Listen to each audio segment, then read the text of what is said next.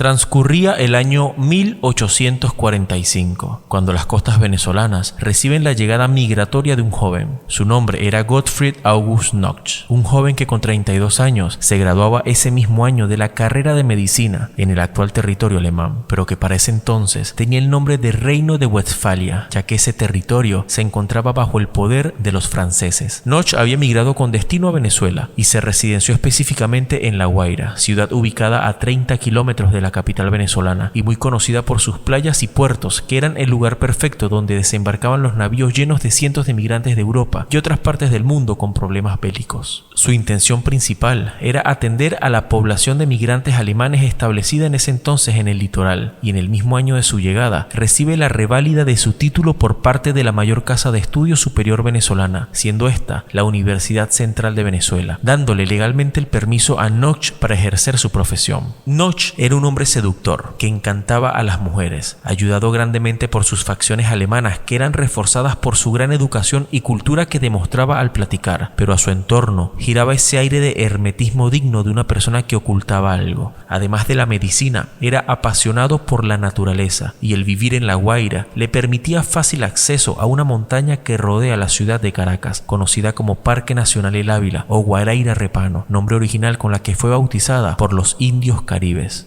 Tanto era su amor por esta montaña que solía hacer largas excursiones en su caballo y buscaba a toda costa adquirir una propiedad dentro de este lugar, ya que para ese entonces existían pequeñas fincas destinadas a la producción de café y árboles frutales. Llegó la oportunidad de hacerse con una de estas propiedades y logró adquirir a muy bajo precio una finca llamada Buenavista. Con la instalación de Knox en la finca, solía vérsele llegar muy de noche con cadáveres montados en su caballo. Los vecinos y testigos ante el revuelo de esta situación comenzaron a indagar, pero más tarde se dieron cuenta que eran cuerpos de personas víctimas de la Guerra Federal que no eran reclamados por sus familiares. Como Knox trabajaba para el Hospital San Juan de Dios, tenía fácil acceso y permiso para llevarse los cuerpos hasta su finca. Pero la pregunta, más allá de si era legal o moral lo que hacía, la verdadera pregunta era ¿para qué causa Knox llevaba esos cuerpos hasta su finca? Como era médico, se comenzó a correr el rumor de que los usaba para hacer estudios, pero su nombre comenzaba a rodearse de misterio. Knox tenía en su enorme finca un laboratorio muy bien equipado, donde estudiaba los cuerpos de los que se hacía poseedor, pero además tenía un secreto muy bien guardado que llevó con él hasta la tumba. Tenía en su poder una fórmula líquida que al inyectársele a los cadáveres conseguía momificarlos casi de manera inmediata, sin necesidad alguna de tener que extraer sus órganos vitales para evitar la descomposición. Podríamos decir que Knox tenía en sus manos el santo grial de los embalsamadores, y a pesar de que en pleno siglo XX contamos con una tecnología tan avanzada, dicho líquido no ha podido ser replicado. Ante tal hallazgo, se comenzó a correr el rumor de que ese líquido no podía ser procedencia humana, y se comenzó a sospechar de Knox, creando a su alrededor dos teorías. La primera era que el doctor en realidad era un vampiro. La segunda era que ese conocimiento sobre la fórmula lo había adquirido con la ayuda de una entidad no humana.